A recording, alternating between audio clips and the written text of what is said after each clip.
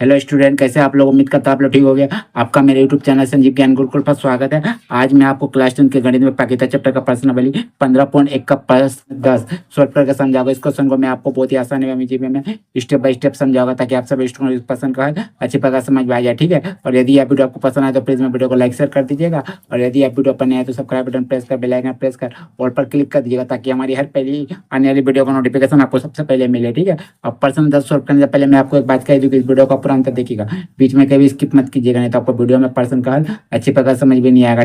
तो देखिए प्रश्न 10 क्या कह रहा है। ठीक है, एक पिग्गी बैंक में 50 पैसे के 100 सिक्के है, रुपया 1 के 50 सिक्के है, रुपया 2 के 20 सिक्के और रुपया 5 के 10 सिक्के है। यदि पिग्गी बैंक को हिलाकर उल्टा करने पर कोई एक सिक्का गिरने के परिणाम समप्रायिक है। समप्रायिक का मतलब होता है बराबरी का, यानी 50-50 चांस। ठीक है, तो इसकी क्या प्रायिकता है कि वह गिरा हुआ सिक्का 50 पैसे का होगा या रुपया 5 का नहीं होगा।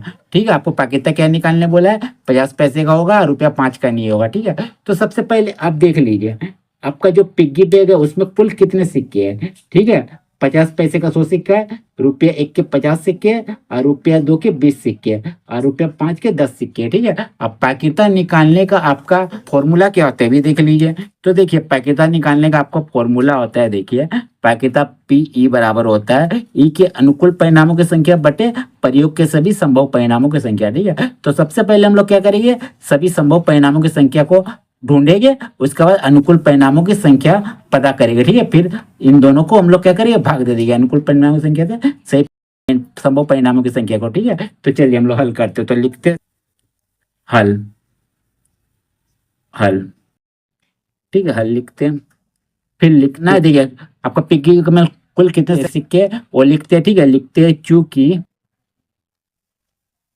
चूंकि पिग्गी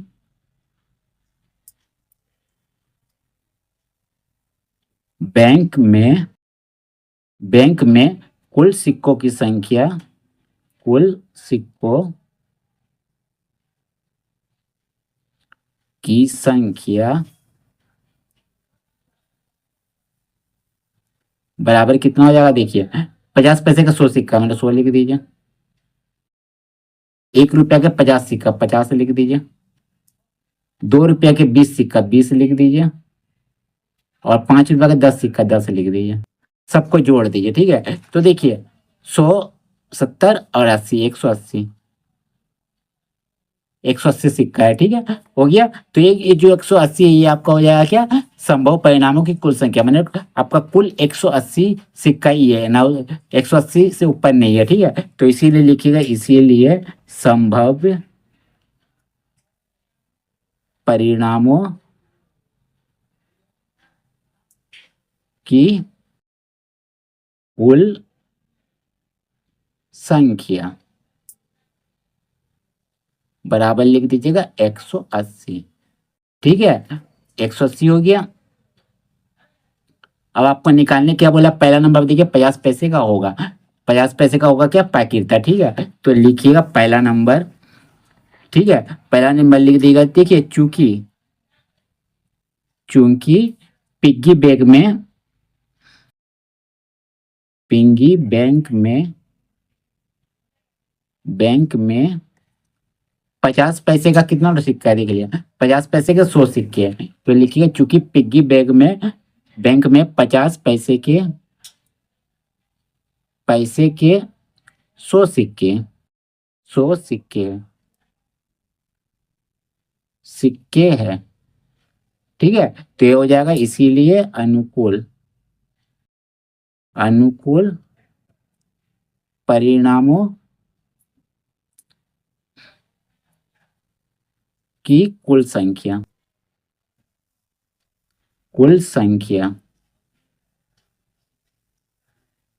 बराबर हो जाएगा आपका 100। ठीक है, जो 100 है यही हो जाएगा। ठीक है, तो इसीलिए प्रायिकता निकाल लीजिए। प्रायिकता क्या आपका 50 पैसे का होगा। ठीक है, लिख दीजिए 50 पैसे का होगा। ठीक है, क्या जाएगा बराबर, देखिए फॉर्मूला क्या होता है, अनुकूल परिणामों की संख्या बटे सभी संभव परिणामों की संख्या। ठीक है, अनुकूल आपका क्या हो गया 100 हो गया। ठीक है, अनुकूल परिणामों की संख्या 100 लिख दीजिए। अब बट्टा सभी संभव परिणामों की संख्या कितना 180 लिख दीजिए 180। 1 0 काटिए, फिर काटिए आपका 2 5 10 और 2 9 18 यानी आपका 5/9।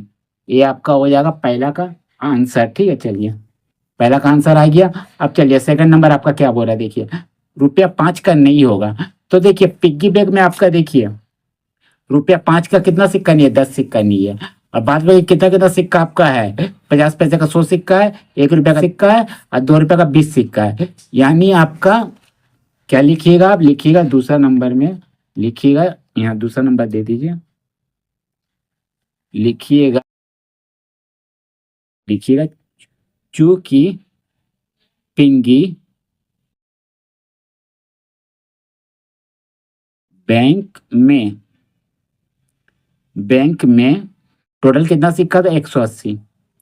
180 सिक्का था देखिए टोटल। अरे 180 सिक्का। ठीक है, देखिए 180 में से ₹5 का नहीं होगा बोला, तो ₹5 का कितना सिक्का नहीं है, 10 सिक्का है। तो इसको घटा दीजिए, घटाओ 10 बराबर 170 सिक्के ₹5 के नहीं है। ठीक है, ₹5 के नहीं है। ठीक है, तो ये आपका क्या हो जाएगा, इसीलिए अनुकूल परिणामों की संख्या, अनुकूल परिणामों की संख्या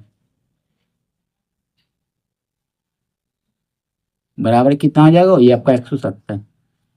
ठीक है, 170।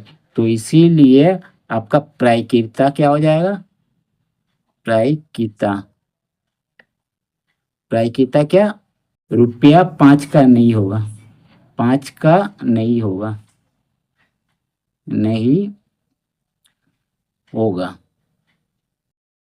बराबर आपका हो जाएगा अनुकूल परिणामी कुल संख्या कितना गया 170 ऊपर लिखिए, और संभव परिणामी कुल संख्या कितना हो गया 180, इसको नीचे लिख दीजिए।